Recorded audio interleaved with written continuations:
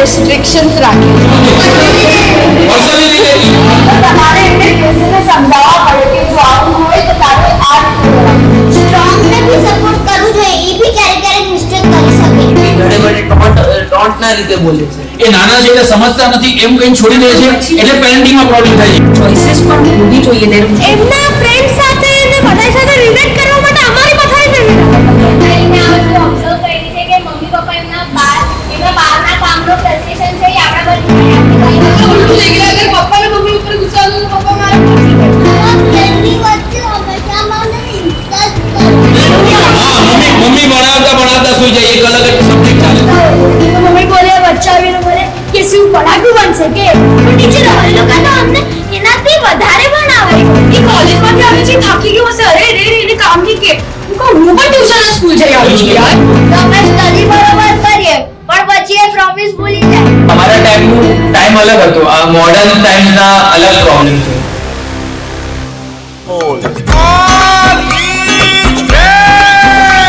પણ આપણે એને ઇગ્નોર બી કરી શકીએ છીએ. તો આમની સાઈડ શું કામ? અમે લોકો છે એક ઘરમાં એક લોટ જેવા છે.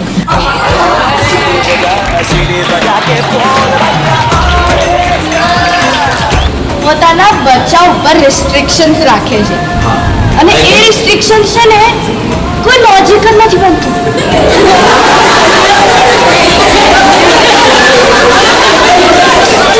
ટોટલી અગ્રી કે મધરની પ્રોબ્લેમ છે. હા અદરવાઇઝ મારા જેવી મમ્મી એકદમ ચિંતાવું છે. ભણતો હોય ફ્રેન્ડ આવે તું જા જઈને રમી આવને આવીને યુ હેવ ટુ મોટા ખાસે જ રહેંગે તો તમે બધી જગ્યાએ એમને પ્રોટેક્ટ નહીં કરી શકો, રેસ્પેક્ટ નહીં કરી શકો. તો તમારે એમને બેસીને સમજાવવા પડે કે જો આવું હોય તો તારે આ મને આટલાનું સર્કલ કરે. બાળપણથી જ કહેતા હોય છે કે કયા સારા ફ્રેન્ડ હોય કે કયા હોય. કારણ કે સ્કૂલથી જ બગડવાના હોય તો સ્કૂલથી બી બગડી જાય, કોલેજ સુધી પહોંચતા બી નથી. પ્રોબ્લેમ કેવું છે કે તમે બધા છોકરા રોજ મળતા હો છો એટલે તમે બે જણ મળતા તો તું કારે વાત કરો, મસ્તી કરો, ચીડવો એ વંશો વાલ આવતી હોય પણ એ એડોપ્ટ કરી લે છે વસ્તુ. અને જેની ઘરમાં એ જ વસ્તુ કરે છે પેરેન્ટ્સને શું લાગે કે આ પગડી ના આજકાલ તો બધું જ શીખે છે. મોબાઈલમાં પણ જોઈને શીખી શકે છે, સ્કૂલમાં, કોલેજીસમાં, રસ્તામાં આપણે ચાલતા હોય તો પણ આપણે 10 વર્ષ સાચી પણ એને ટ્રસ્ટ ઇશ્યુ થઈ હશે ને પછી કે એના પાછમાં તો આવા ફ્રેન્ડ હતો આગળ જઈને બીજા પર ટ્રસ્ટ થઈ જશે. ક્યારેક એવું બને છે કે તમે ઇન્ફ્લુઅન્સ બહુ જલ્દી થઈ જાઓ કે મને પણ બેડ ઇન્ફ્લુઅન્સ બહુ જલ્દી લાગે છે. મમ્મી પપ્પા એ લોકોનો ગુસ્સો અમારી ઉપર કાઢે. પપ્પાનો ગુસ્સો પણ મારા ઉપર કાઢે. હા આજુબાજુનો ગુસ્સો પણ મારા ઉપર કાઢે. કોઈ લાઈક ન કરે સ્ટેટસ તો પણ અમારા પર ગુસ્સો કરે. આગળ જઈને એ લોકોને પણ મેન્ટલી થોડું સ્ટ્રોંગ બનવું જ પડશે. આ બધું ફેસ તમને પણ થશે. મમ્મી ગુસ્સો કરી તમને સ્ટ્રોંગ બનાવે છે કે ભાઈ મમ્મી ગુસ્સો કરે તો તમે સ્ટ્રોંગ રહેજો. એજ્યુકેશનમાં કોઈ મિસ્ટેક કરે તો એ મિસ્ટેક ઘરે વડે ના કરે એના માટે બોલે ને તો એ જ પાછી મિસ્ટેક થાય છે કેમ કે ઘરે વડે ટોન્ટ ના રીતે બોલે છે. પણ એક્ઝામ પૂરી થાય ને પછી બી એક્સટેન્ડ જ થાય છે. અચ્છા ઘણી વસ્તુ લેવા માટે પણ એક્સટેન્શન થતું હોય છે. વસ્તુ ન કરવી હોય અને પેરેન્ટ્સને કરાવી હોય શું કરે?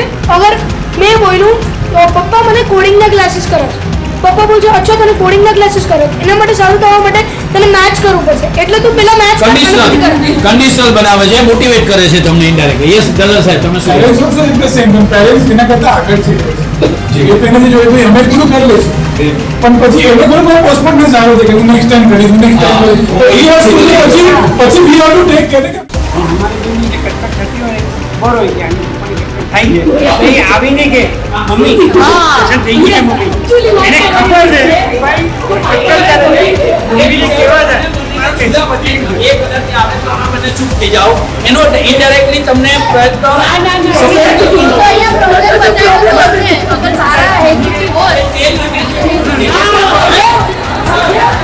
બોલ વિશાલ.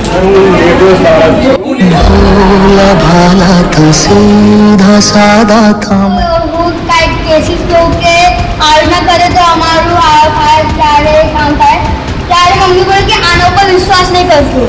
પછી ઇન્સ્ટાગ્રામ પર આવે ને પછી મમ્મી બોલે બેટા તને ખબર છે આ થાય છે, બેટા તને ખબર છે કેમ થાય છે. એટલે મમ્મીએ યુટ્યુબ સામે માર્યું છે. વિશ્વાસ તો વાતો નથી. ઓવર ડિસિપ્લિન તો રાખવાનું જ નહીં કેમ કે સ્પ્રિંગ જેટલી દબાવશો એટલી ઉછળશે. જી જી એટલે નેવર ડિસિપ્લિન ઓવર ડિસિપ્લિન નહીં કરો, એની સાથે ફ્રેન્ડલી રહો. ઈ પપ્પા મારા ફ્રેન્ડની સામે મારી ઇન્સલ્ટ કરે. તો આ બધું અધિકાર સેકન્ડ સ્ટાન્ડર્ડમાં છે, પણ આ કોઈ પણ એટલે તમારે તમારી રીતે આ બહુ વસ્તુ જરૂરી છે, કારણ કે સેલ્ફ રિસ્પેક્ટ નાનાથી મોટી મોટા કદાચ તમારી બીચમાં છે સામે આપણે ઇન્ફેક્ટ જી પણ એ લોકો એ નથી સમજી રહ્યા કે તમે ઇન્સલ્ટના લેવલ પર ક્યારે પહોંચે છે પેરેન્ટ્સ. જ્યારે તમને 1 વાર 2 વાર 3 વાર સમજાવવામાં આવે છે એ વસ્તુ અને પછી બી તમે નથી કરતા ત્યારે તમારું ઇન્સલ્ટ કરવામાં આવે છે. મારો ઝઘડો થાય, મમ્મી અમને વધારે બોલે, પપ્પાએ તો બોલે, અમને વધારે બોલે. પપ્પાને નાખવા તો પપ્પા બોલે છે હું તને કારણ કરી દઈશ. પોસ્ટપોન કરતા જાય, એ નો પોઈન્ટ છે, બધા પ્રોમિસીસ પોસ્ટપોન કરતા જાય છે. વોશરૂમ કરતા કરતા બી મારો એના પપ્પા મોબાઈલ જ હોય બધી જગ્યાએ, વોશરૂમ કરવા જાય ત્યાં પણ મોબાઈલ લઈને જ જાય. અને પછી કરતા બી ફોન લઈને જાય. જ્યારે પણ આપણી એક્ઝામ હોય તો મતલબ જે મારા ફ્રેન્ડ પાસે એક નવી ચીજ હોય જેથી નવી વોચ આવી અને મેં કીધું મને પણ મમ્મીને લેવી છે, તો મમ્મી કહે છે કે તું કમ્પેરિઝન કેમ કરીશ, અને જ્યારે એક્ઝામમાં એને મારથી વધારે માર્ક્સ આવશે તો પછી મમ્મી એથી મને કમ્પેર કરશે ત્યારે આ બેસિસ વાત છે તમારી કે જો એની પાસે કોઈ વસ્તુ છે એમ કે ભાઈ આ વસ્તુ એની પાસે છે મારે લઈ જશે બેટા કમ્પ્લીટ કરવાની આપણે કોઈ પણ વસ્તુ કરો એમાં 100% આપો. વી ડોન્ટ વોન્ટ કે બીજા છોકરાએ 98% સ્કોર કર્યા છે, you score the same, but if your capacity is 80%, you just try to that level.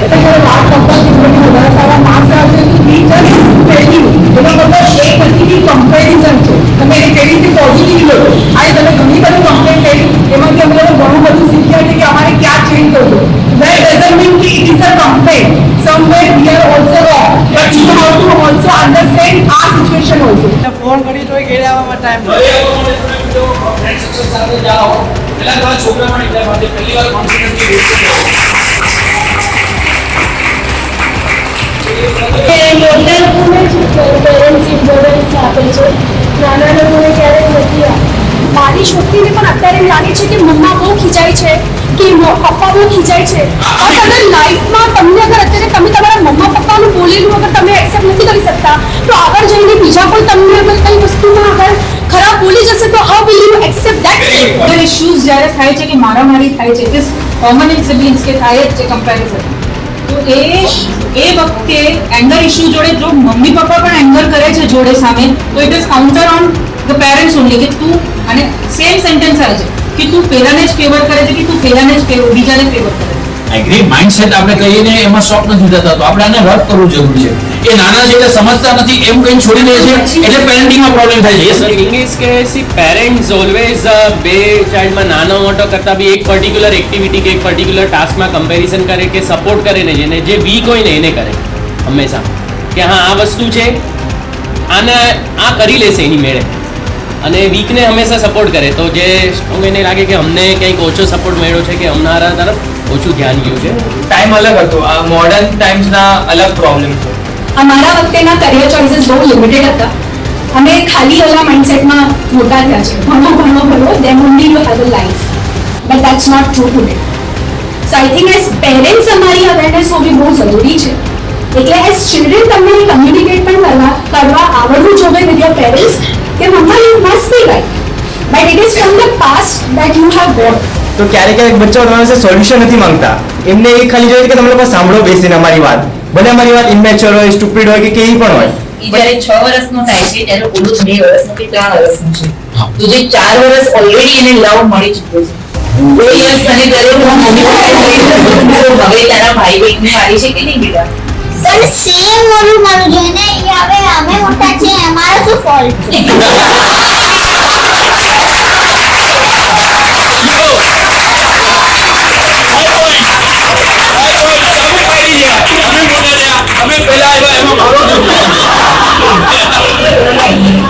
બેસીને પણ અગર આપણે જોઈએ છે તો આપણે પપ્પાને કંઈક અલગ મૂવી જોવી હોય, મમ્મીને અલગ જોવી હોય. Exactly, that's what the word, that's what is called as family time, beta. That is what has to be decided because I am doing that as a practice at my house. Okay, we all 3 of us decide कि हमें weekend માં શું કરશું.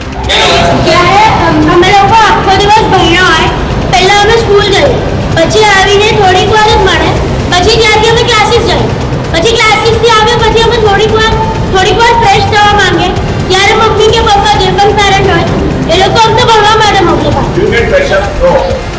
તમે એને તરત mobile TV લઈને બેસી જાઓ, you not even getting fresh up, તમે પાણી પણ નથી પીતા, તો are be wrong as a parent કે તમને કહીએ છીએ પેલા ફ્રેશ અપ થવાનું, પાણી પીવાનું, ખાવાનું, are be wrong at that point. તો અમારે તો છે ને એક ઘરમાં એક લોક જેવો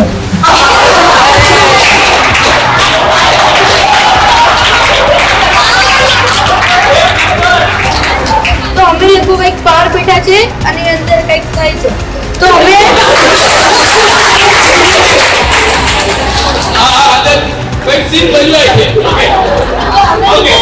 અંદર જઈએ ને કે કંઈક પૂછવા કે નીચે રમવા જાઉં આ કરી લઉં અને એ લોકો લાઈક ગુસ્સાનો મૂડમાં હોય તું અમારા ઉપર ભડકી દે એ તું આની કે તમે ઘોડા બેસી જા કાલે ટ્યુશન જા છે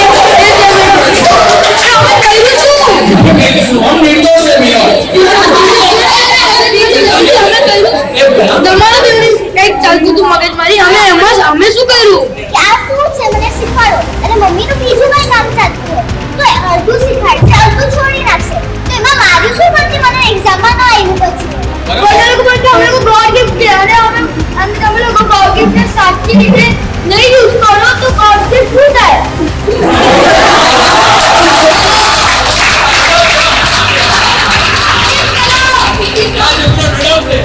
અત્યારે જો આ ડેમેજ કંટ્રોલ નહીં કરે તો આપણે જોઈએ છે આગળ જતા બધા ઘણા બધાની લાઈફમાં પેરેન્ટ્સ અને બચ્ચાઓ વચ્ચે મોટા થઈ ગયા પછી બહુ બધી તકલીફો એમની રીતે ઉડે છે. ઘણા બધા તમારા કનેક્ટિવિટી અને કન્સર્ટ બધું જ ફેલ જતું રહે છે. એકવાર વીકમાં એક દિવસ બેસીને મમ્મી પપ્પાનો હાથ પકડીને એકબીજાના પોઈન્ટ્સ ફ્રેન્ડલી ડિસ્કસ કરી શકો તો તમારે કોઈ પણ જાતના મીડિયેટરની જરૂર ન પડે અને તમારી હેલ્થ અને વેલ્થ અને રિલેશનશિપ બધું જ સારું રહે. ઘરમાં શાંતિ હશે તો બહુ મજા આવશે. બચ્ચાઓ તમારા પપ્પા મમ્મીને એક જ વસ્તુ જોઈએ છે કે તમે આગળ મમ્મી પપ્પા ભલે આ જે વાત કરી એમાંથી એમને જે યોગ્ય લાગ્યું જે રીતે અમને કીધું એ રીતે પણ પોતે પણ એમનામાં ચેન્જીસ લાવવા ટ્રાય કરશે. એમાં રાઈટ પેરેન્ટ્સ? ઓકે તો થેન્ક યુ ટુ પેરેન્ટ્સ અને love you. Thank you and love you છે. અને આજે અગેન પાછા તમે થેન્ક યુ મમ્મી ડેડી કહી દો.